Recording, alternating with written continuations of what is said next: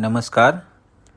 आज हम बात करेंगे गीता के 5वें अध्याय के श्लोक क्रमांक 3, 4 एवं 5 के बारे में।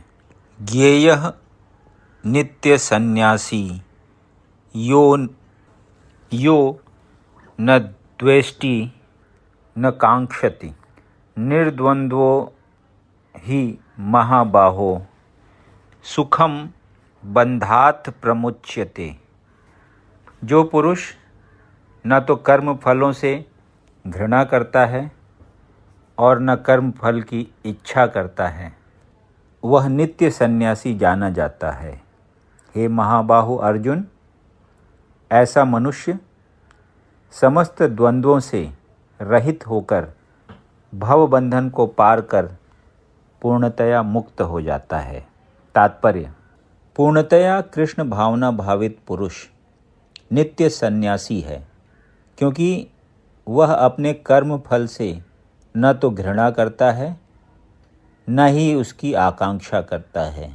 ऐसा सन्यासी भगवान की दिव्य प्रेमा भक्ति के परायण होकर पूर्ण ज्ञानी होता है, क्योंकि वह कृष्ण के साथ अपनी स्वाभाविक स्थिति को जानता है। वह भली भांति जानता रहता है कि कृष्ण पूर्ण है और वह स्वयं अंश मात्र है। ऐसा ज्ञान पूर्ण होता है क्योंकि यह गुणात्मक तथा सकारात्मक रूप से सही है। कृष्ण तादात्म्य की भावना भ्रांत है, क्योंकि अंश अंशी के तुल्य नहीं हो सकता। यह ज्ञान की एकता गुणों की है, न कि गुणों की मात्रा की। सही दिव्य ज्ञान है जिससे मनुष्य अपने आप में पूर्ण बनता है, जिसे न तो किसी वस्तु की आकांक्षा रहती है न किसी का शोक। उसके मन में किसी प्रकार का छल कपट नहीं रहता, क्योंकि वह जो कुछ भी करता है कृष्ण के लिए करता है। इस प्रकार छल कपट से रहित होकर वह इस भौतिक जगत से भी मुक्त हो जाता है। सांख्य योगौ पृथक बालाः प्रवदन्ति न पंडिताः एकमप्यास्थितः सम्यक् गुभर्योर्विन्दते फलम्। अज्ञानी ही भक्ति को भौतिक जगत के विश्लेषणात्मक अध्ययन यानी सांख्य से भिन्न कहते हैं। जो वस्तुतः ज्ञानी हैं वे कहते हैं कि जो इनमें से किसी एक मार्ग का भली भांति अनुसरण करता है वह दोनों के फल प्राप्त कर लेता है।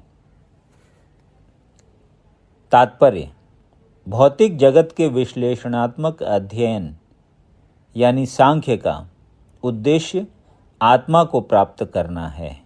भौतिक जगत की आत्मा विष्णु या परमात्मा है। भगवान की भक्ति का अर्थ परमात्मा की सेवा है। एक विधि से वृक्ष की जड़ खोजी जाती है और दूसरी विधि से उसको सींचा जाता है। सांख्य दर्शन का वास्तविक छात्र जगत के मूल अर्थात विष्णु को ढूंढता है और फिर पूर्ण ज्ञान समेत अपने को भगवान की सेवा में लगा देता है। अतः मूलतः इन दोनों में कोई भेद नहीं है, क्योंकि दोनों का उद्देश्य विष्णु की प्राप्ति है। जो लोग चरम उद्देश्य को नहीं जानते वे ही कहते हैं कि सांख्य और कर्मयोग एक नहीं है, किंतु जो विद्वान है वह जानता है कि इन दोनों भिन्न विधियों का उद्देश्य एक है। यत् सांख्यैः प्राप्यते स्थानं तद्योगैरपि गम्यते एकं सांख्यं च योगं च यह पश्यति स पश्यति। जो यह जानता है कि विश्लेषणात्मक अध्ययन यानी सांख्य द्वारा प्राप्य स्थान भक्ति द्वारा भी प्राप्त किया जा सकता है, और इस तरह जो सांख्य योग तथा भक्ति योग को एक समान देखता है, वही वस्तुओं को यथा रूप में देखता है। तात्पर्य: दार्शनिक शोध। सांख्य का वास्तविक उद्देश्य जीवन के चरम लक्ष्य की खोज है, किंतु जीवन का चरम लक्ष्य आत्म साक्षात्कार है। अतः इन दोनों विधियों से प्राप्त होने वाले परिणामों में कोई अंतर नहीं है। सांख्य दार्शनिक शोध के द्वारा इस निष्कर्ष पर पहुंच जाता है कि जीव भौतिक जगत का नहीं अपितु पूर्ण परमात्मा का अंश है।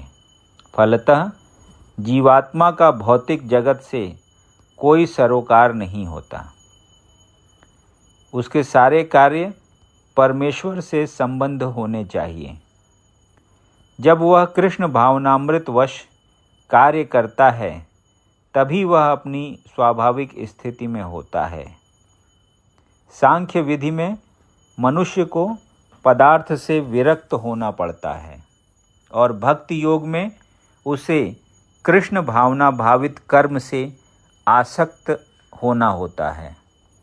उसे कृष्ण भावना भावित कर्म में आसक्त होना होता है।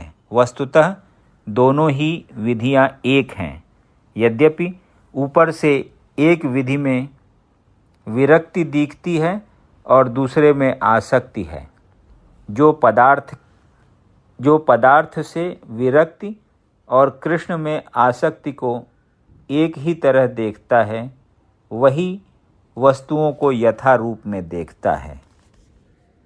यदि आपको ये वीडियो पसंद आया तो इसे लाइक करें और ऐसे ही अन्य वीडियोस को सुनने के लिए इस चैनल को सब्सक्राइब करें।